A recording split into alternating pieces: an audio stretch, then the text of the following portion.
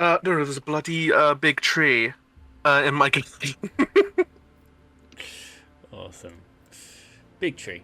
Right, Uh, what did we do last time? big. It's like an overgrown buddleia. I believe that last time we obtained Cressia, who is a novice Nobilite navigator. Yes. She is one of the few types of accepted mutates Yes, and Psychers.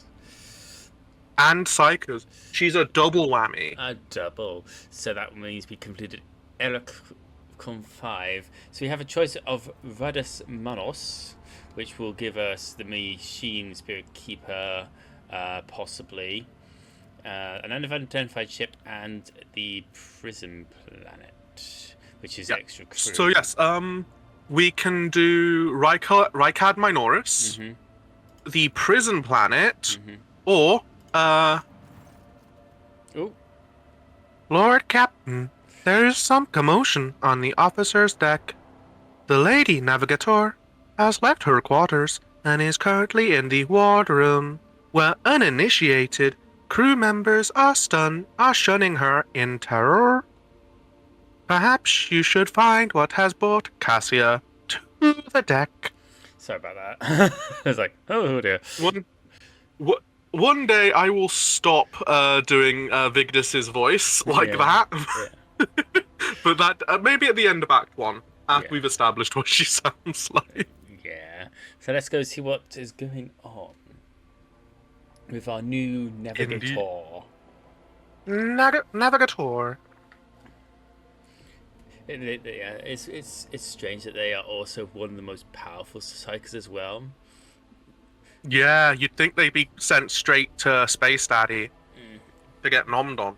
No, it's weird how that works. It's like the weakest ones, which is why it takes so many to power the Golden Throne. It's Mm. ridiculous.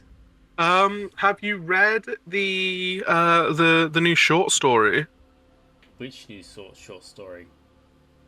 There was a new short story starring the current chapter master, I suppose it is, the head of the sorry, I've got an echo. 1 second. I need to turn. That's So I right. was getting your stream up because I'm also your moderator, aren't I? So I You need are. to Hello, make sure that Captain. I'm My taking care of apologies. things. I did not The notice Lady your entrance. Navigator. Sorry, no, wait, I'm not being Cressia right now. The Lady Navigator is engrossed in perusing the dusty tomes, which appear to have been neglected by the other officers, be it because of sloth or dullness of mind. When you walk closer, Cassia looks up at you, starts, and hides a withered book behind her back. Hmm. So Lord Captains, my apologies. I did not notice your entrance. Wait, is she voiced? she was voiced. Ah, balls. It, Oh, ple- bother. it pleases me to see you put just into life aboard the ship. Alas, a title alone is not enough to hold everyone's attention all the time. Points to the book. I see you're fond of reading. What are you doing here? I did not give permission to the village. Let's go for the book. Oh, this. I found this fascinating read on one of the shelves. And I must say, it has caught my eye. Its every chapter is written in verse. I find it so beautiful and enrapturing. I wonder if it's one of the books written by the remembered answers from the days of the heresy or after. Who knows? Urak 5 had a vast archive of its own, of course. Although most of the works within had to do with scholarly disciplines of some sort or another. Only in my sparse moments of respite was I allowed to escape into the pages of more embellished works. Okay, I hope you're right back. I've just gotten a text. that's right. The events that took I've just place must have shaken you greatly. Are you well? Your attendance of Val from do my servants not meet your standards? I'm going to go for number 1. One should not underestimate the navigators of House Orselio, Lord Captain. Like a shawl of pale smoke, a faint malaise hangs upon my shoulders, but it will not be the slightest hindrance to my duty to humanity, and my duty to you. I hope that you have ample time to calm yourself and your powers. There are people on this ship who are far more impulsive and dangerous to others. That's true. And far less devoted to the God Emperor than a herald of the Navis nobility. But I did not need your words to see the shades of umber unease that whirl around your subjects whenever I am near. Were I not acquainted with such a reaction, I could have found their behavior and your question just now insulting. Oh, apologies. No, it is not that at all, Lord Captain. It is just that Uwe is quite capable of carrying out his duties by himself. He is well accustomed to my whims and preferences. Interesting. Continue. Perception test successful. She cringes ever so slightly, adjusting the adornments of her forehead and awkwardly hides her clawed fingers in the folds of her clothes. The unnatural appearance of navigators often becomes the topic of gossip among lowly servants and officers alike. It's unaspiring then, Cassia prefers the company of one who is used to how she looks. Gain 20 experience. Nice. Lord Captain, would you kindly explain to me why you are pestering me with these questions? Inquiring about my mood and my needs, showing an interest in the books I am enjoying. You are behaving as if you possessed a shred of fellow feeling for one such as I. Continue. I beg your pardon, Lord Captain. That was no way for a navigator to conduct herself. I begin to think, Lady Cassia, that the feelings I have for you are far more complicated than common sympathy. You have nothing to apologize for. Human emotions are natural, be they good or bad, and it is just natural to share them with others. Quite right, I would actually mind what you say from now on. Indeed, it is difficult for me to feel empathy for a mutant. No, not that one. I believe it's good. So it can be one or two. One does start you on the route to her romance. Ooh, do I want to navigate a romance?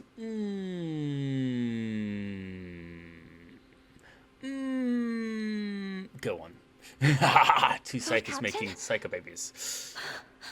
So many colorful sparks are flaring to life and dimming all around you. It is a veritable ocean of emotions. There are so many of them that I can barely see the pure white sincerity of your words. Cool. Please forgive me. I cannot even understand myself right now. Your words and attention have reminded me of life on the station, of Theobald and Felek. I do not understand. They were merely the keepers of Urak 5. So why do memories of those two make me feel a strange heaviness here? You miss them and you feel an emptiness within you for all that they've done for you. At the same time, I find myself Indigestion. overwhelmed with new excitement and anticipation. At last, I have set foot outside my familiar walls and into a world that I have only seen before in the pages of books. Your ship alone is a treasure trove of remarkable artifacts and curiosities. And just imagine the things that await beyond, but my delight must seem childish to you, surely. In your heart, you must be finding all this quite amusing. So number one is I would not dare make fun of a lady's feelings. Two is a bit more raunchy. I would rather find amusement elsewhere, perhaps in the privacy of my chambers. What I find childish is the manner of addressing me as if you were my friend and you're mistaken. I understand what you were going through. My own life was turned upside down. I'm not the habit of finding amusement at the expense of my people. I'm going to actually go with number one. Words like that, Lord Captain, could easily be misconstrued. You should familiarize yourself with some of the works in your library to learn the appropriate manner of conversing with a lady. Psychic power pulse. Oh, baby. Oh, well, in the So dialogue. there is actually a book that will help you Yeah. with her just like progressing her romance subplot. Cool. Oh, that was a bit of fun. Good. Yoink. Secret to galactic conduct. How to express your feelings to a noble lady. Yeah, I told you. Literally. It's really It's literally right there. Right there. Right there. Anything else in here I wanna grab before we move on? The answer to that is nothing's coming up highlighted when I hit tab. So no. To the bridge! the bridge. The bridge! Get those void shields up! Bridge again. Get us deeper into the void, helmsman! Yes, Captain. I shall prepare the engines for sublight speed. As we still... No, the helmsman's a voidborn. Oh, yeah. So he talked about this. All right, Captain. We'll get her out here, but we have to go to sublight, as the void shields still aren't fixed. Wipe your eyes. Let's go. Oi, Captain. All like that. I need some serious help sometimes. We all need serious help sometimes. Where's my arms? Right, we need to go to the big swelly map thing. Not the big swirly map thing. Yes, the big swirly map thing. Oh no, the big swirly map thing. Right now. Right, go to the unidentified vessel. Unidentified vessel. This way. Yeah. Yes, Queen. Oh, another Slay. interruption. Victus. Lord Captain, sorry to disturb you. Victus pauses, as if listening to something. It's pandemonium outside the bridge gate. One of the officers appears to be demanding an audience with you in person. I think I hear Master Wersarian's voice. In any case, I wanted to warn you in advance. Who? Master Viserion? It's Abelard's last name. Alright. What does Abelard want now? We go two meters and nothing. He's probably stopping them because he's your second in command. Oh yeah. We first met. Or whatever they're called. On He's your major domo. Yes. Satchel, there we go. Seneschal. There we go. That word. The everyday sounds of the Go for it. The everyday sounds of the bridge are disrupted by voices raised in anger. Abelard's voice, the loudest of all. This is not the conduct of an officer. These are the antics of a high-born brat out on a lark. Explain yourself, Lieutenant. Ooh, he's angry. The young woman standing before Abelard strives with all her might not to quail under the onslaught of her superior's anger. She falters, but then manages to look him in the eye and say, I apologize, sir, but I must speak to the Lord Captain. Continue. Very well, Lieutenant. You may address the Lord Commander. The Lord Captain, rather. Bloody hell. It's been a while. It has been a while. And I've been reading a bit of Caiaphas Cain, and he's a Lord Commissar. He is a Lord Commissar. I'm trying not to say that. Hero of the Imperium. Very well, Lieutenant. You may address the Lord Captain. Not least because I see you've already seen fit to disturb him. Your unauthorized appearance on bridge and display of belligerence towards a higher ranking officer will be logged on your personal file without delay. Lord Captain, Lieutenant Avril Vent requesting permission to speak. Vent falls silence and then adds rashly, on a matter of extreme importance and urgency. So I wouldn't listen to what you're saying. Oh no, I will listen to what you say. Speak, Lieutenant. You may speak, but I want to hear a report, not a shouting match. Having two officers bickering in full bridge is unacceptable. Number 2. I'm sorry, Lord Captain. I I thought that drastic times called for drastic measures, Vent exclaims hotly. Continue. This matter cannot wait. Any minute now, an assault unit will be dispatched to the lower decks on orders to crush the workers' strike by any means necessary. But I'm convinced that this step is unwarranted, and that the crisis itself was provoked by the actions of one of the senior officers. Okay. Vent is almost trembling with tension as she delivers her speech, her face extremely pale. She's very worried. Very worried. Abelard, in no hurry to intervene, lets out a skeptical huff. He glances at Stauerback, who is standing not far from him, but she maintains a stony expression. Lord Catton, I urge you to investigate the actions of Seneschal Wassarian and to intervene in what's happening on the lower decks, because very soon we will have a mutiny or a massacre on our hands. Oof. Vent reels off the last words as if she knows them by heart. She's clearly been preparing to say them for some while. When she is finished, she casts an anxious glance at Abelard, then at you. Okay. There's an insurrection in the making aboard my ship unknown has informed me. How did this start?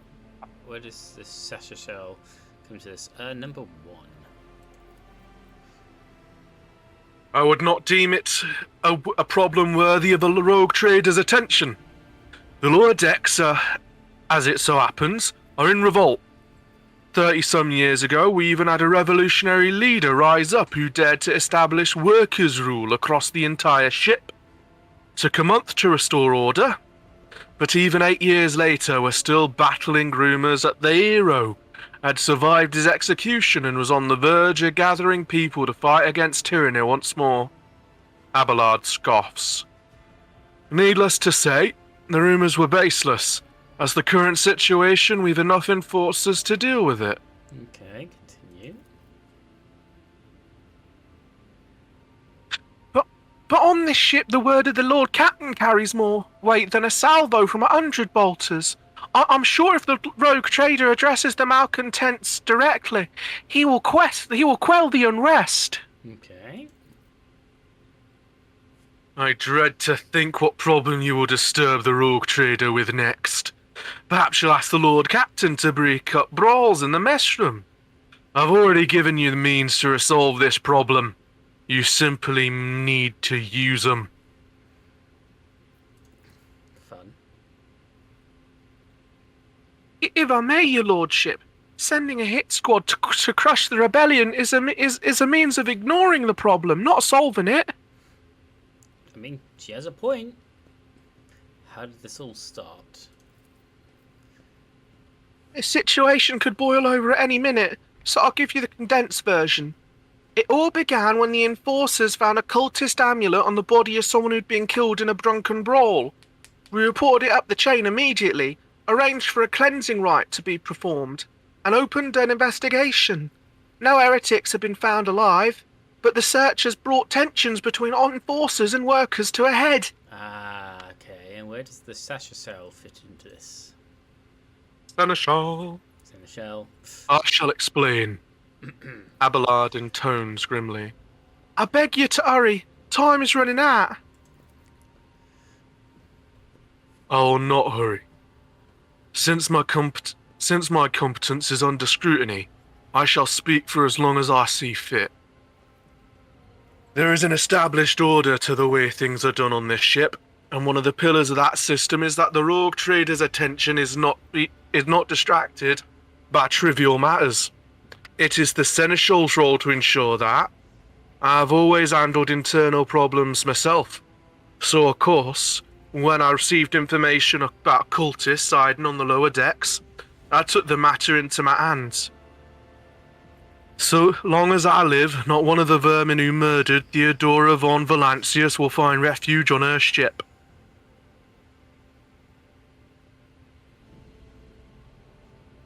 Okay. That's tough. You were far too heavy-handed, Seneschal Isarian. Arrests, interrogations, mass punishments for entire sectors. It's driven the people to the brink, Vent says bitterly. Now there is a strike on the lower decks, in Depot 4 to be precise. 3 worker clans are involved, but many more are passively supporting them. The situation could degenerate into an all-out insurrection. But when I reported my concerns, the only response I received was an order to dispatch an assault unit and to crush the strike with maximum force.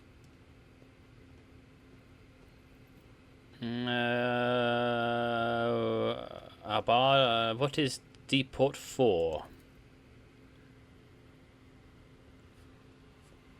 Depot 4 is one of the poorer sectors on the lower decks. It is home to clans of general labourers. They are not as valuable to the ship as the families who have served its specialised systems for generations. They are an easily replaceable resource, and one which is now, more besides, giving succour to cultists and minions of the arch-enemy. Okay. Depot 4 is poor and troubled, but at worst that means drunken fights and illegal rock gut brewing. Well, we've handled the workers of Depot 4 in the past. We would have to do so again if the crackdown on Depot 4 hadn't been so harsh. And another important point to bear in mind, the problem is not limited to this sector. It's located on one of the most populated lower decks, and everything that happens there has a knock-on effect on all the neighbouring sectors. Okay. Aberland, what do you have to say about this? I see no need to add anything. I acted within the remit of my authority, guided exclusively by the best interests of your protectorate and your personal safety. If you wish to confirm the rectitude of my actions for yourself, I have no objections. Okay. For my part, I urge the Lord Captain to go down to the lower decks, stop the assault unit, and speak directly to the people. You'll see that they're not lying or harbouring heretics. That way, you'll stop the uprising before it begins. Master Jhon, the ship's forces report to you, yet you stay hesitant. I've heard enough of getting into low decks to deal with the problem personally. I'm certain the Sasha Shell was acting with his authority, but I will verify the soundness of his decision myself. Let's go down to the decks and... What does the Master of Arms have to say? Yeah, She's not said shit. Yeah, come on. Let's have a look at the... Ooh, hello. Jocasta Sourback. Very nice.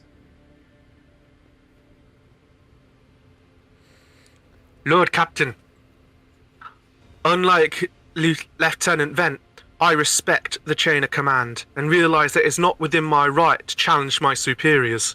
Sourback bows her head in Abelard's directions. However, a moment later, a serpentine smile appears on her lips.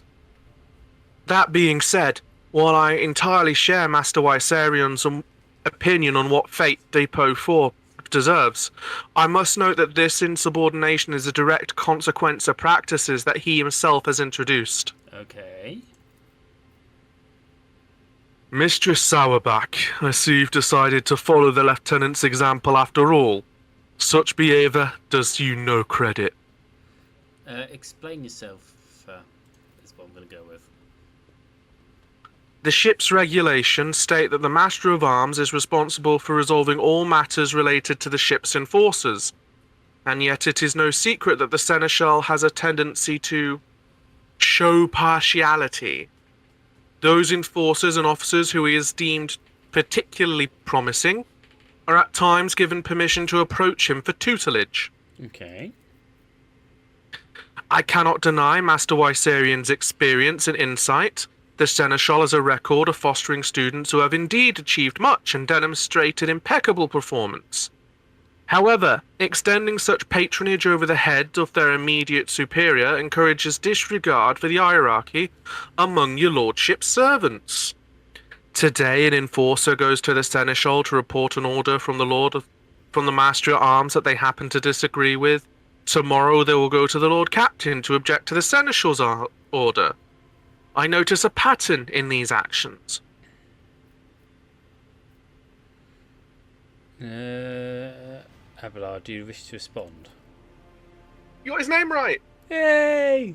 For once. Mistress Sourback, can you recall an occasion where I would encourage an officer to disobey their superior?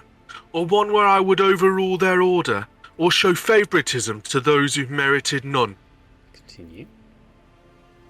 None, Seneschal. For there have been no such cases in the entire time I have served aboard this ship. If anyone were to claim otherwise, I would have them pay for insulting your honor with blood. Your conduct in this regard has always been spotless. Nevertheless, given your eminent position, a simple show of attention on your part is enough to erode the propriety of a junior officers, inflate their sense of self-importance and undermine discipline. Okay. That you distinguish some of them and know them by name is tantamount to walking around the officer's deck, handing out gifts to officers who have caught your eye. It feels though you set apart with ambition and audacity, makes them stand out among the rest. Enforcers are meant to be faceless servants, fighters ready to die. Their fate entrusted to their commander, no one else. That is the sole foundation of order. In fact, would you say the Seshvar sinks you out in any way? From your peers, I see. Appears to let's go for number 3. Lord Catton, I swear that Seneschal Wyserian has never granted me any privileges, never once advocated for me, nor facilitated my promotions. Although, he is the man who convinced me to become an officer in the first place. He has offered me extensive guidance in my service, for which I am grateful to him. And while not all my fellows receive such attention, I know of at least a dozen fine officers who the Seneschal keeps in his sights, to ensure that they continue to strive. Okay. To prepare new generations of the dynasty's servants, to instruct them, and to separate those with potential from those who have exhausted it. That is my duty as Seneschal. This ship has bays worth of pilots, enforcers, officers, technicians, and stewards, whom I have raised personally. By the throne, every third person standing on this bridge right now was my student at one point. I see. Literally, I see.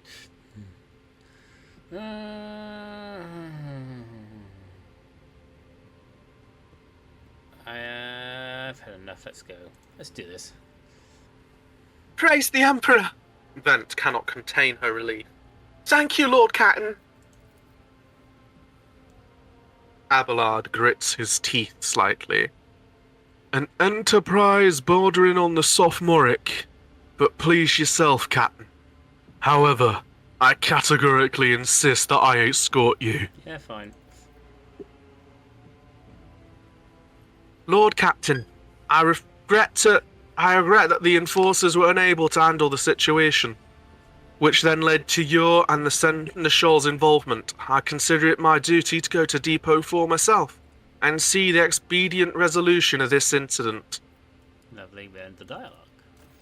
She's one of those, the space police people, who's officially... I think she's just ship police. Ship police, but still from the same school as the, Yeah. the law enforcement on planets, which they've now released DLC for. They have! Which is quite cool.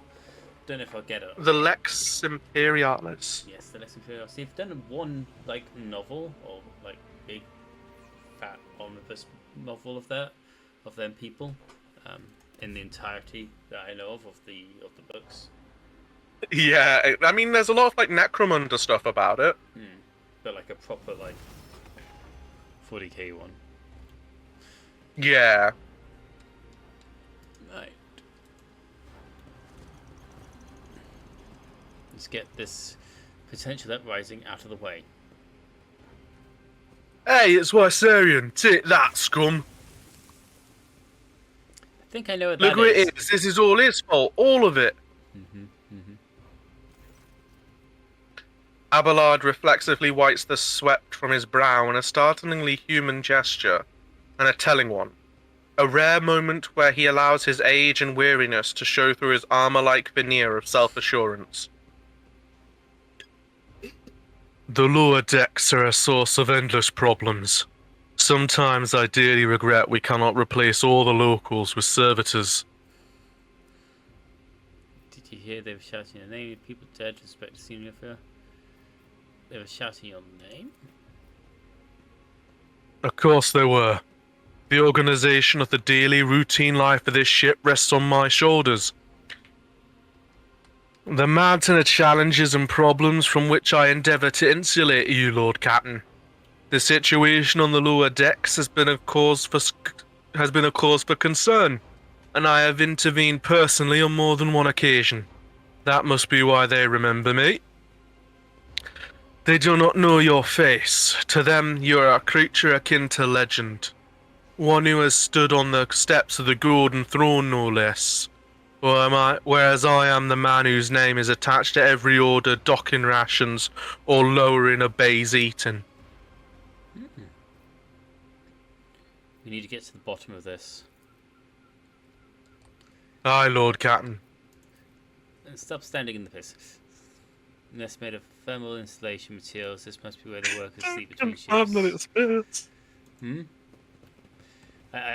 Don't. Hmm? It's Don't soft confirm that it's piss. Jeez. Okay, some seize sort the of moment. bodily function. Fluid. I still do It not could have see been what acid. purpose in coming here. Yeah. Relax, old man. Going for a stroll on the lower decks every once in a while is good for you. Lets you see how the simple folk live. Love that. Love that. Simple. Greeting, you graces. Low deck gravel. Ah, there we go. Hey, up here we go.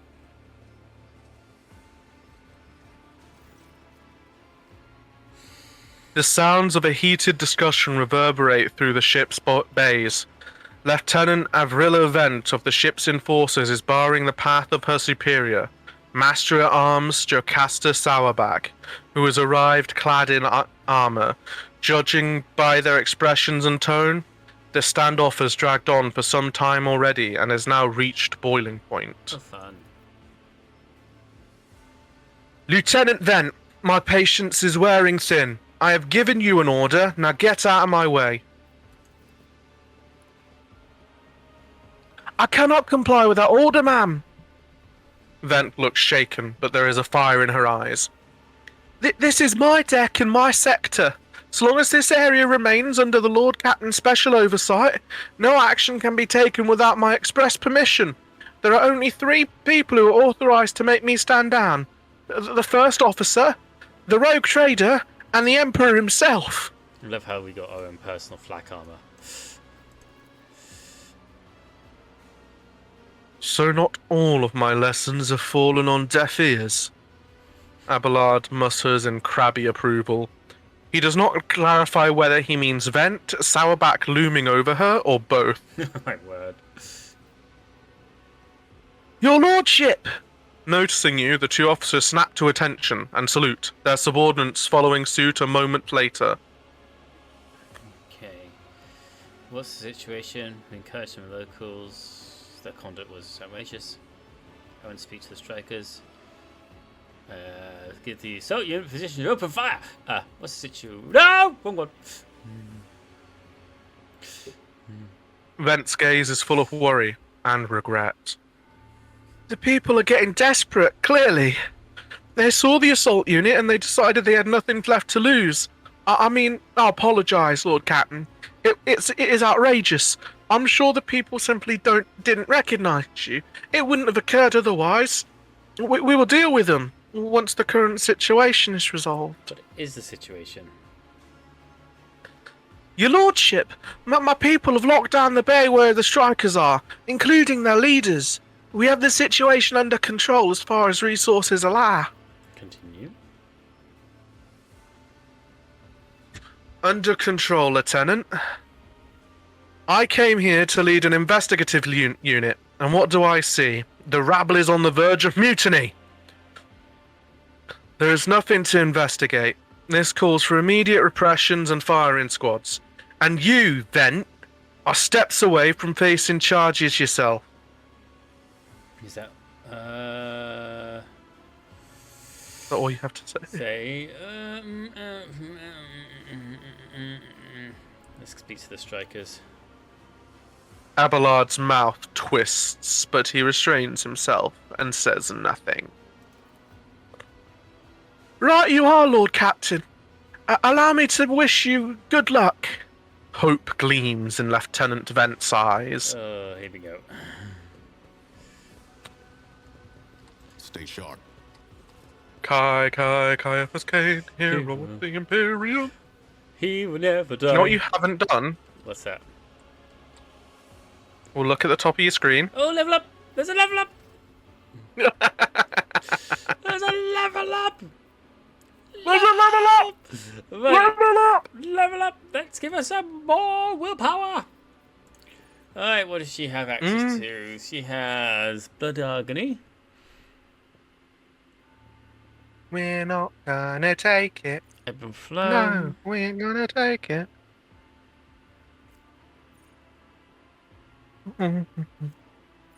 Got so Master of Time. No, let's go with Ebb and Flow, which gives us 20 perception and an extra action point every second turn. And then the next one, we've got Blood Martyrs. Whenever you use a heroic attack, the ally commanding voice. The range of officer abilities is increased by +3. That's not good for her. It's recommended Inspire. Oh, we already have that for you, gotcha.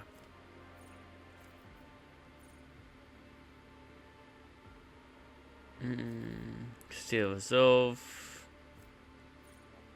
Personal Oversight.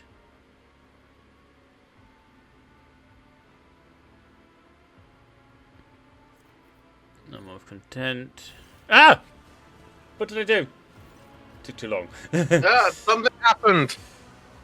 I was reading and it must took too long in the level screen afterwards. Yeah, these things happen. It A doesn't- dozen pairs of eyes stare apprehensively at you. The people before you are typical inhabitants of the lower depths. You take in their simple clothes, crude weapons, and faces that display various levels of mutation, from the barely discernible to the strange to the outright grotesque. Lovely. But you got Morlocks on your ship. Yep. Our children are freezing. We've done nothing wrong and we've been punished. A whisper passes through the crowd and you detect a mixture of fear, astonishment, and joy in their reactions. Finally, 3 people break away from the crowd. An elderly woman and 2 men. These must be the leaders. They bow clumsily before you. Lord Captain, you've come down to us. Tell me what is troubling you. Why are you striking? That's what I'm going to go with. Striking? That's new to us, your lordship, says a tall, thin man in worker's garb. All we're doing is asking questions, saying what we think. We call that striking in the 41st millennium. Shut up, Rivet, snaps the old woman, who turns her hostile dark eyes on you. Here's the deal, your lordship. Your damned enforcers are all over us down here. They say they're looking for cultists. One wrong word and they're reaching for the batons. If they want to punish someone, they turn off the eating to whole bays for a week at a time. So we get sick and freeze. In my clan, 2 little ones died from inflammation in their lungs, all because of those enforcers. The old woman spits on the floor and rubs at the spittle with the toe of her worn-out shoe. Damn. Continue. Argenta does not interrupt the workers, but you see the sadness well in her eyes when the children's deaths are mentioned. She quickly whispers a requiem prayer and makes a sign over herself. Sister. It's all true. Vant is the only enforcer who's ever stood up for us. It's clear as day you had a mother from the lower decks and who grew up amidship and has no fellow feeling towards us. The grim man with a scarred face throws up his arms. Your lordship, we're no villains here. We're honest workers. Your servants. We plotted no disorder. We went on strike openly, and now we've got guns pointed at us. All we're doing is asking to be allowed to work in peace without being harassed. The persecutors started a palace of nothing you say. I was told that one of you was found with possession of a cultist amulet, and there are heretics hiding here. That's what I'm going to go with. A cultist amulet? Was that the gewgaw they found on the dead drunkard? If it was something evil or forbidden, we sure didn't know.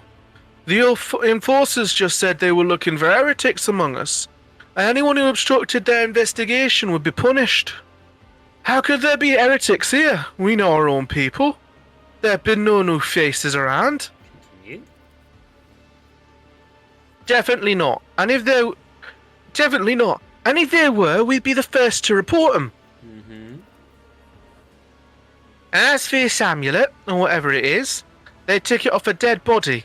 There are no cultists still breathing in our sector, that's for sure. When that fight broke out, some enterprising folks looted the body. The boots they came back with. No one's ever tread these decks in boots so fine. I can tell you that. Seems to me these cultists have better commanders than us. Oh yeah! Those boots were really worth fine. And there's no harm in taking them, right? As for the amulet, it must have been pocketed by someone who didn't know any better. We don't need no amulets around here. We all worship the Emperor, and when we're working, we bow down low to the machine spirits of the large and small transformers, and the servo motor, the same way my grandfather were taught hundreds of years ago by a tech priest who came calling. Believe us, your lordship, we're people of faith. Okay. Naive children. Weren't you taught from an early age that about the dangers of the arch-enemy's creations? Weren't you warned that any unfamiliar object could be one of them? The sister's gone. We were told, holy sister, but it were long ago. The last time we saw a confessor in our sector, it was just after I'd had my third little one. Oh my word, that must be a long time. That is regrettable, but you cannot lay the burden of leading a righteous life on the shoulders of the Holy Fathers. Who will you blame when the beasts crawl out of those amulets you stole from the heretics? The Holy Father, who was not there, or the scavengers, who brought down evil on himself and his neighbours? She's gone full mode. Abelard, do you have anything to add?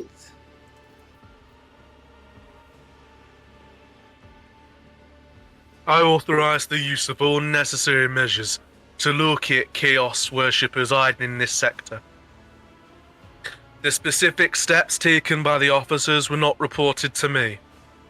Abelard frowns, clearly disgruntled at having to explain himself in the workers' presence. Nevertheless, I'm certain that their actions were justified. Cultists are no drunken stevedores. They are the enemy, and a threat to the ship. Neutralizing them demands decisive action. Sorceback, was it necessary to torture these people with cold? The rabble understands only one language, Lord Captain. That of violence. As per regulations, should any labourer persist in their unwillingness to cooperate, the next step is limiting air supply and cutting off water, which is almost certain to restore order. The peasants can grumble all they want, but in the end, they are the source of their own misery. All they have to do is bow their heads and fall in line, and the need for punitive measures will disappear. We were attacked on the way here. How do you explain that? Here's an explanation for you. The people have been pushed to their limit, and now they're lashing out. As if we don't know why those top decks units are being sent down here. Like that one there that lieutenant won't let pass. Our clans are all inside the bay that's been sealed off, but the lower decks are big. I'm sure there are some people who've had just about enough.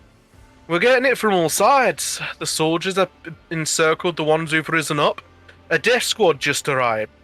It's no wonder folks are lashing out. Continue.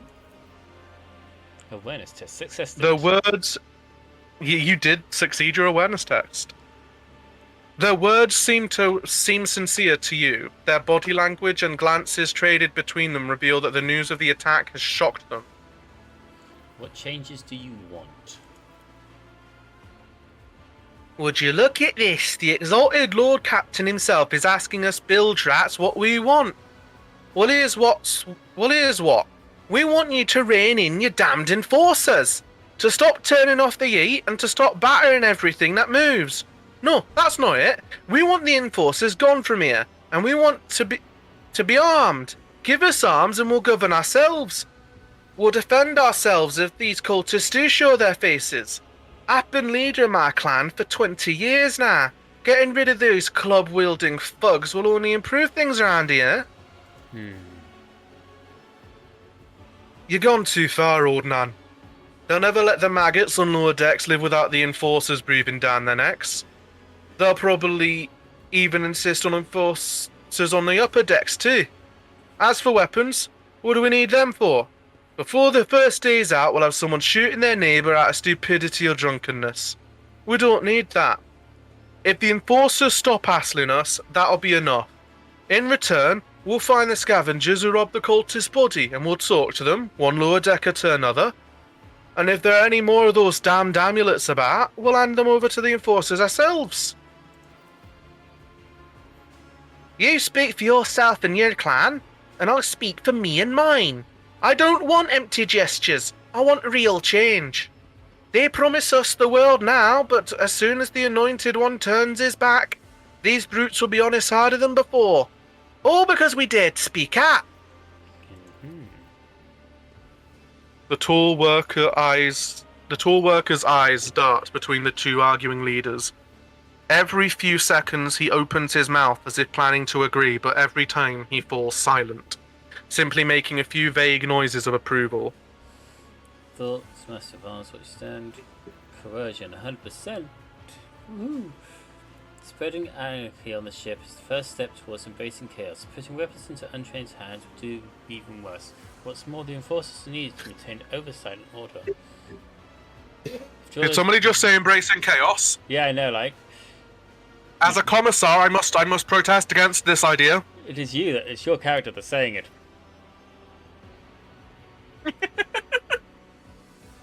Withdraw those demands and we consider the rest. Basically, we're not giving you weapons and we're not withdrawing the forces, but everything else should be fine. Succeeded! The tall worker they call Rivet shrugs and casts a sidelong look at the old woman. Old man, listen! The Lord Captain himself has come down to us and is offering concessions. And I don't know a single person in the Ola Depot for who ever stood next to the rogue trader, let alone talk to them. Back down now. Now's no time for you to be a stubborn old crone. I love that.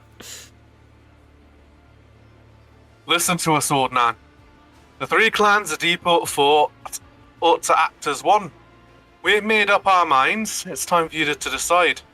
Don't ask them to disband the enforcers or give us weapons. We don't need any of that. The old woman hisses in dissatisfaction.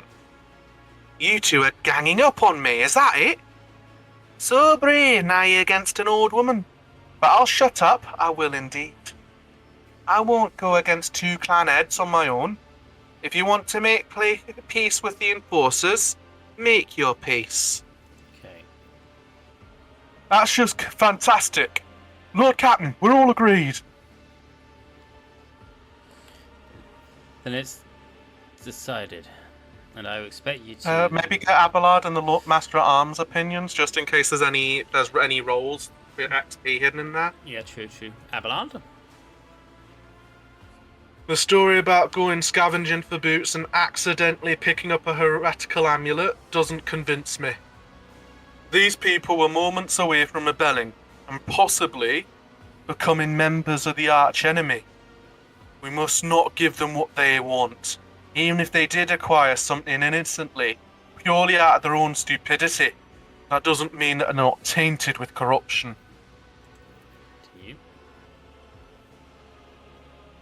What began as petty thievery can turn into a far graver problem. I've seen it before. Abelard's face darkened momentarily. In my second war, there was a sergeant in the Imperial Guard regiment who was stationed nearby. The sergeant took an ordinary pocket knife from the body of an heretic, and his whole unit lost their lives for it. When they finally managed to break into barracks, they found not a single survivor, only the pocket knife, which had grown through all the rows of bed like a choking metal vine.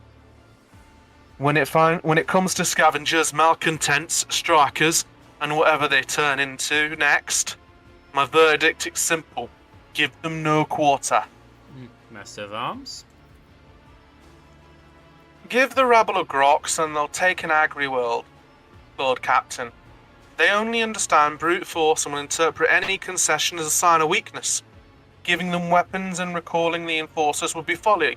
It's only a matter of time before we have a full-scale mutiny on our hands. Well, we're not giving them weapons, and we're not recalling the Enforcers.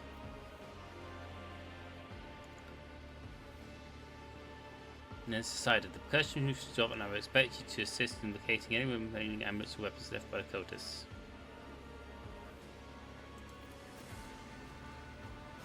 Your Lordship, thank you. You've not abandoned us lower deckers. You came yourself and settled everything. I'll tell my grandchildren about this. Of course, Your Lordship. We'll root out any nasty business faster than the enforcers, and we'll leave no stone unturned. In dialogue. Right. This is complete bedlam. Just about. Right, let's get back to leveling up. We went with willpower, and we went with ebb and flow. And I finally was deciding on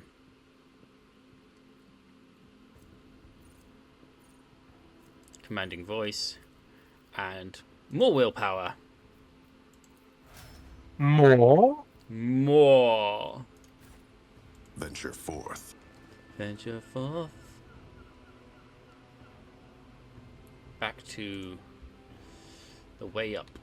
No, I found some goods. Goods! Goodies! Forgot loot! Forgot to look Goodies! for loot! Yeah, we need to look for loot, David. I did the... Oh, let's just get on. But no, there's loot! Right, I got the loot. Excellent. Loot. Loot! There was one of those, there was a multi-key, Ah, nice. which is always good, that's an automatic lock-unlock. Very nice.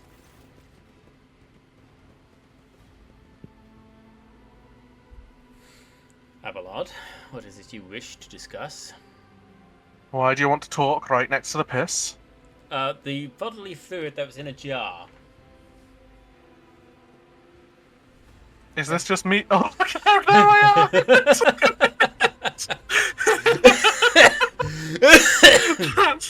That's actually really funny. That was.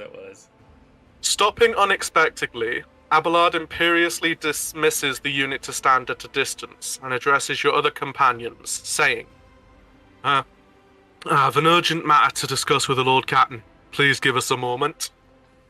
Okay, Abelard.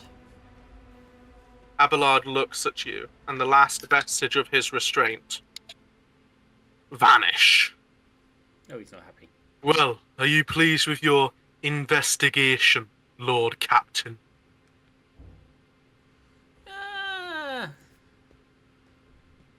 No. Hang on, I said... You kowtow to the... Sorry. Oh. Oops. You kowtow to the disloyal rabble. You believed their lies and showed them leniency. Next time the ship is attacked by cultists, that rabble will welcome them with open arms and allow them to wreak havoc on whatever havoc they like, because they see you as a weak leader. Is this how you see your future at the helm of the Von Valancius Protectorate? Do not speak to your Lord Captain in that tone. Why so angry? I solved the problem. There's some truth to criticism. Let's talk about the role in all this instead. You allowed this riot to happen. Your actions practically guaranteed it would. I would have handled the situation myself had you not decided to intervene, Abelard says irascibly. Remember Lord Captain Theodora? Do you think she ever set one slippered foot on the lower decks? No, she did not. Such matters were left to myself and the junior officers, while she dedicated herself to her grand designs for the Protectorate, as any true strategist and rogue trader ought.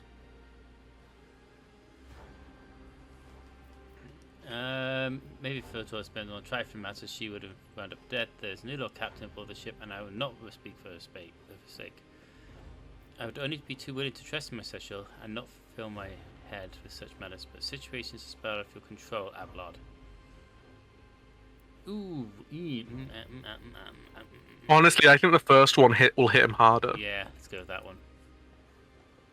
Abelard looks at you, stunned, and exhales loudly. Then he nods curtly. I commend your decisiveness, but I'm uncomfortable with introducing new protocols in the midst of a crisis. Okay. And I lost my temper, Lord Captain. And I believe I ought to explain myself. Please do. Abelard speaks slowly, the words not coming easily to him. The prosperity of the Von Valancius Protectorate is not just an empty phrase to me. No. I left the Imperium... Sorry. Sorry. Oh. I left the Imperial Navy for a chance to see it flourish. It was the most momentous decision of my life. I did it because I saw in Lord Captain Theodora's deeds the sign of true greatness. Rogue traders not simply forge new routes and capture worlds. They create order out of anarchy. That creative impulse was entirely lacking during my time in the military. Okay. Good to know. So I left everything behind. Everything I'd known. Everything my family had known. I come from a long line of officers, and I embarked upon this incredibly reckless venture. Lord Captain Theodora entrusted me with all the concerns she had no time for. She would go off on her flagship for long periods, to distant frontiers, on scouting voyages, and the advancement of the entire Protectorate rested on my shoulders. And then suddenly, everything that had been built over years and years began to quake, rattling like a flimsy hanger on a seismically active world. Damn, he's broken. One of the senior officers betrayed us all. The rogue trader was killed, and who knows what's happened on the planets. I tell you this honestly, without fear of appearing weak. All of this has come as a grievous blow to me. I'm not panicking or grieving because I cannot allow myself to panic or grieve. I am duty-bound to aid the new rogue trader. To aid you. To find your footing as quickly as possible. And to do that, I must insulate you from the problems that in the past have been dealt with by tried and true tested procedures set out in the ship's regulations. Procedures that were established long ago and have functioned smoothly for decades cannot suddenly be deemed excess to requirements. Theodore trusted these established procedures and she dies. I won't make the same mistake if one could leave the future of the potential story from the past. I understand, but I need you to learn to respect me as your Lord Captain and Rogue Trader. Accept it and start living in the new world. A world where Theodore is gone and where you have high of new decisions to make. I think I'm actually gonna go. And then the third one is the prosperity of the Protector is just important to me. Then the person is complimentary knowledge of how things run the ship and in future follow your recommendations. I think we're actually gonna go with number 2. Fair enough. Abelard solemnly inclines his head. Yes, Lord Captain. After a moment's silence, he adds, looking at you with interest. Your resolve is admirable and demonstrates strong leadership. I shall remember this moment, should my old habits ever begin to creep back in. Continue. And now, please, let us leave the lower decks. If the road trader desires to stretch his legs, there are far more suitable places. Let's end dialogue. Let's go Let's see this through. to the bridge again. Oh, that was a bit of a side-trekking side quest. It took a bit of time. We're an hour into the stream and we've not gone anywhere we wanted to go. I know. This game, even though it's quite... If Vigdis speaks up again, I'm gonna slap her. Yeah. Level up! Level up! I will say this about this game. It is good, but there's a lot of speaking.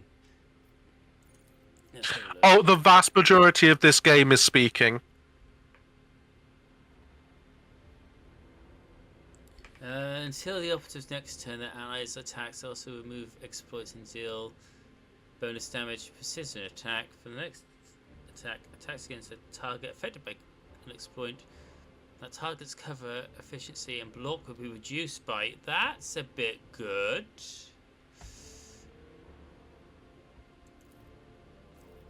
What's the next bit? Logic, techniques. Logic. What's logic do?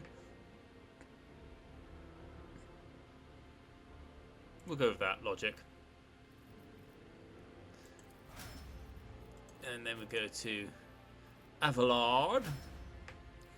He's got weapon skill. I've leveled myself. I'll go with weapon skill for Avalard. Better to die for the Emperor than to live for yourself. So I'm going to have to do it. I have to do that one. Better to die for the Emperor than to live for yourself. You go joint analysis for something a bit different, and you go logic as well, because we'll soon get a proper tech user. Hopefully, maybe, eventually. Sister, ballistic skill, please.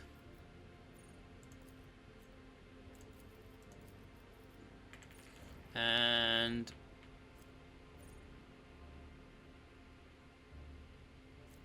no heresy. Critical hit chance by 10% armor against xenos or demonic creatures. Ready to serve. Stronger together.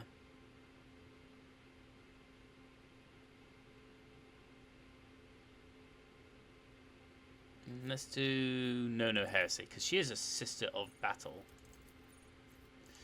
Did I not do it properly?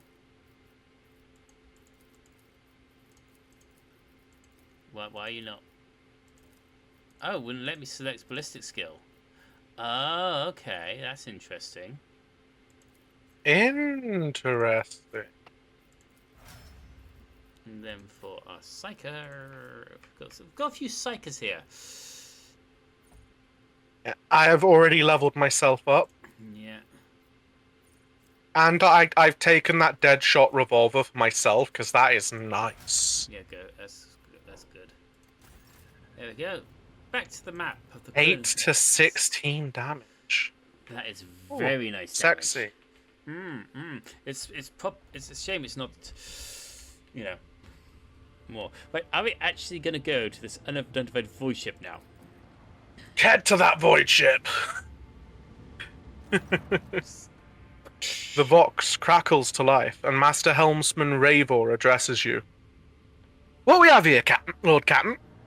It is not very noticeable, but there is a void ship sitting in the local asteroid field. I'm sure it's quiet, like it's huddled up in there on purpose, but it's not like I'm surprised. The thing is more scrap heap than a ship at this point. Somebody sure went to town on it. We're registering critical damage to the hull and depressurization on several compartments. Oh, there's an incoming transmission now, too. Okay, on the speakers, please. Hear us. The Vox transmission hisses and abruptly cuts to static. Do not require assistance. Pete, do not require assistance. Okay. The Vox relays a different voice. Keep following, they'll pass us by, won't they? Emperor protect. Lord Captain, I'm told our augurs cannot determine the allegiance of the vessel. To be brief, there is an unidentified and badly damaged vessel within the asteroid field near the Raikadi Philia colony that is refusing help. Which, not to put too fine a point on it, has not yet been offered to them. Can we establish communication that the vessel identify itself? Yes, Lord Captain. The connection is established. Unknown vessel. We are receiving you. Identify yourselves. I repeat, identify yourselves. For a brief moment, the Vox only hisses and snaps. And then several voices at once start shouting over one another. Don't tell! Tell him. We're done for! Oh dear. This is Thunderfang! We are! One of the voices falters and certainly is replaced by another. A merchant vessel. Do you copy? We are a private chimp vessel. A merchant vessel. Of course they are. Damn my stupid head. Where did I hear that name before? Thunderfang. Damage report on the unknown vessel, please, Ravenar. Telemetry shows multiple hull breaches, most likely caused by the guns of a combat ship.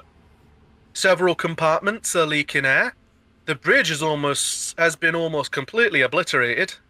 2 of the engines are critically damaged. Somebody gave them a thrashing so solid, they barely managed to limp away. We cannot, Thunderfang, we cannot identify you. You can make out hoarse and furious whispering even over the crackling of the static. Where? I don't know. What if? Certainly not. Continue. The whispering dies and a clear, youthful voice cuts through the static. Our vessel is badly damaged. Damage to preventing the correct identification. We assure you, Eastful merchant vessel, Thunderfang does not require aid. Thunderfang, your vessel is badly Thunderfang, your vessel is badly damaged. What happened to you? The Vox responds by bursting into a cacophony of sounds and words. Words and emotions. Someone chuckles bitterly, another swears with some foul expletives, and yet another hisses, furiously demanding that the others shut up. You manage to make out little from all this noise. Okay, so they're really, really not organised. We were just flying, minding our own business, straight out of the blue, and opened fire. Miracle we could get out right, Emperor protected. And then more fire. Who? Void only knows. Roasted our tail, bombed everything. Our folks are left without our help. We'll never get to them. Thunderfang, now stop playing games and explain again your business here. And this time, I highly recommend the truth. Happy now? What have you done, idiot? Too late now. The Vox channel is again filled with the angry whispering of several voices. The whispers and static are drowned out by a clear, slightly frightened voice. Do you copy? We are the fellow of the void. We did not come here to loot. On a different business. To help alone. Out of jail. Do not hurt. Please. We've already had the chronos cleaned. Striking a deal. The home is full of being goods. Continue.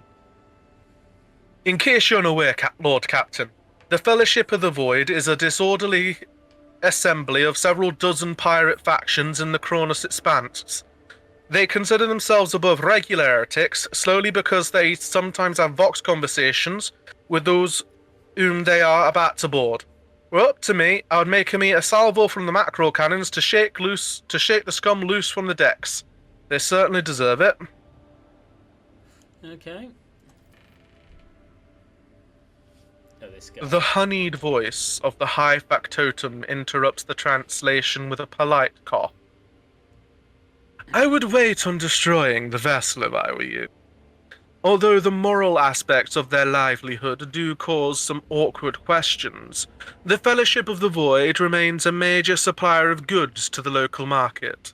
Perhaps you will find dealing with them acceptable, especially in a situation where performing a warp jump is impossible. Thunderfang, prepare for commercial exchange. Right, let's have a look now. Ooh, No, cancel. there's a flame up. Right, so the way that this works is your profit factor is the limit to what you can buy. Okay. But buying things does not cost you profit factor. Okay. So profit factor is like an oblique reference to just like your entire monetary value. Okay. So I can get all the stuff. And it's like, you know when Yeah. you know, like in D&D, there reaches a point where you just have so much money Yeah. that you're just sort of throwing money at merchants and you get things. Yeah. That is one profit factor. Oh, damn. You have 9 profit factor. -1 for mercenary recruitment at the moment. But, okay, there's a full thing. Profit factor is a measure of a rogue trader's wealth and power, the aggregated value of their income, treasury reserves, and exalted status. Profit factor acts as a replacement for conventional currency and is used for all rogue traders' purchases from grenades to planetary improvements. Buying items does not reduce your profit factor, rather its value serves as a threshold that determines your access to certain purchases and opportunities. Okay. So what I just said, basically. You have 9, which means that any of these things here you can get. Yeah, and I can't get the stuff in red because I don't have enough reputation with them. Yes, basic, and you don't have a high enough profit factor. Well, I do for the gloves there because that's a 6. And the math. Yes, but you also don't have enough reputation. So at the moment your reputation is 0. Yeah. But if we were to do some trading with them, like if you go to the reputation tab. Yep. Melee weapons. Ranged weapons. Yeah, you can see on the side which will boost your reputation the most, which is heretic trophies, xeno artifacts, and then so on and so forth. Yep. And that would give us 7. Which you do actually have some heretic trophies you could sell. Yeah, well, I don't want the heretic trophies. So we could sell those to these followers of the void. And these Fellowship of the Void for 800. Yep. They like ranged weapons as well, which that puts us up to. More melee. That puts us up to 800. Melee weapons, ranged weapons, that puts us up even more. Melee weapons only just 900 as well, so there's literally no point. Same view. 9 armor kits does get us to 950. Ranged weapons gets to 10,050. Let's do that. 12,000. Cool, because it's all the stuff we don't want. Trade it away. Yep, there you go. Still not enough to. And that puts us at 12,000. That puts us at 1,200. So we only need like a very small amount of gear to boost us past that. Okay, let's get the flamer. But we can get basically everything here if you wanted to. Yeah, we will do. Just there is no reason not to, in fact. Yeah. Done. Happy days. Right. So... And the other thing I will suggest is going to Rykad Majoris. That one over there. Okay, we'll do that before. Yeah, the one in the other corner. Yeah, we'll do that. Yeah, do that before going to Rykad Minoris. Majoris. Is there a port on this the big planet and the small planet. No. But you can scan the planet. Give it a good scan. +50. No resources. Nothing here. Okay. There you go. but I will suggest coming back here later. A dead world. Ooh. Hmm. Minoris. Around the sun, slingshot maneuver. At sub-light speed. We are condemned to sublight speed. Until we get the damn tip priest on board.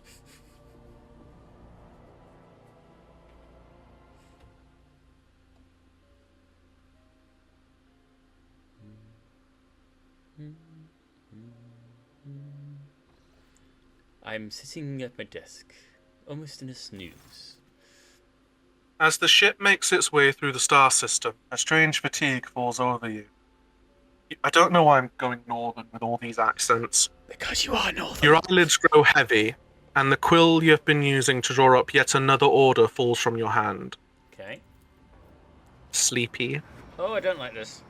Oh, I don't like this.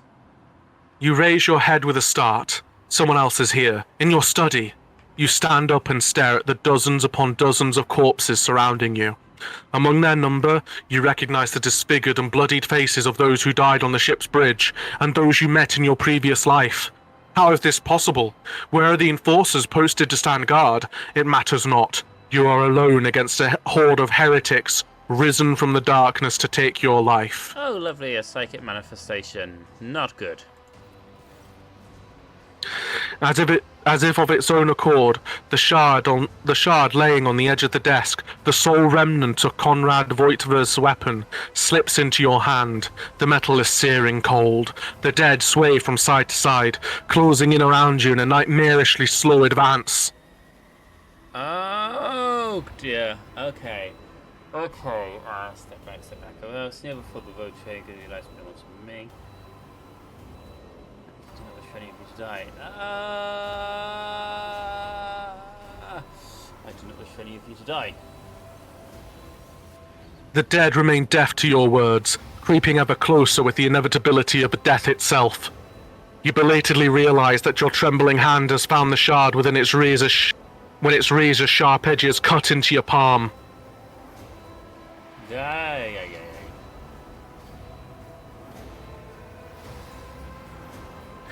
An unbearably bright light floods everything around, and you find yourself surrounded by groveling minions, their bodies shivering in your mere presence. Your hands no longer hold a pitiful shard, but a majestic and intricate weapon, a skillfully crafted sword with strange, unnerving proportions, a curved design, and a hilt adorned with the image of a closed eye. Oh, that is not good. The eye opens wide, revealing a gaze so ancient and dark that it steals your breath away. You have felt this gaze before, there, on the bridge, and the voice that appears in your mind only confirms your guess. The tapestry is woven. The path is chosen. Accept your fate, champion. This is a simple one. Never. Your body refuses to obey your mind. The handle feels as if it has become one with your hands, and the gaze of the demonic eye sets your very soul ablaze. Resisting your fate is futile. You scream as you feel your soul burn away to ash. Fun. You awaken from the vision kneeling at your next to your desk. Clothes drenched in sweat and with a sour taste on your tongue. Your head is ringing, and you struggle to recall those faces and the image of the sword in your hands. Only the deep cut on your palm and the bloodied shard laying on the floor remind you of what just transpired. Oh, lovely. You would rather die than touch that thing again, so you reach a shaking hand for your vox and call for a servitor. Now you just have to wait for the mindless automaton to arrive, pick up the cursed artifact, and head for the nearest airlock to be claimed by the void. Item lost, blade shard. Nice. We didn't want anything like that anyway. Link your account. I'd have to shoot you. Lord. It's nothing personal, it's simply how it is. Good. The bookshelves are packed with ancient books, piles of papers and tomes, many of which look rather worn. I tell you what, this the ticking of the clock is too quiet for its bulky size. Hmm? All this reading is probably doing in my throat. That's alright. We'll. Okay, that's a big thingy, and that's what the Chronicles. Okay, so that's like everything. Yeah, this is the backers for the. I think it's backers, people who died during development, Okay. and people who worked on the game. Okay. So basically the credits, and then that's like linking my account to the thingy.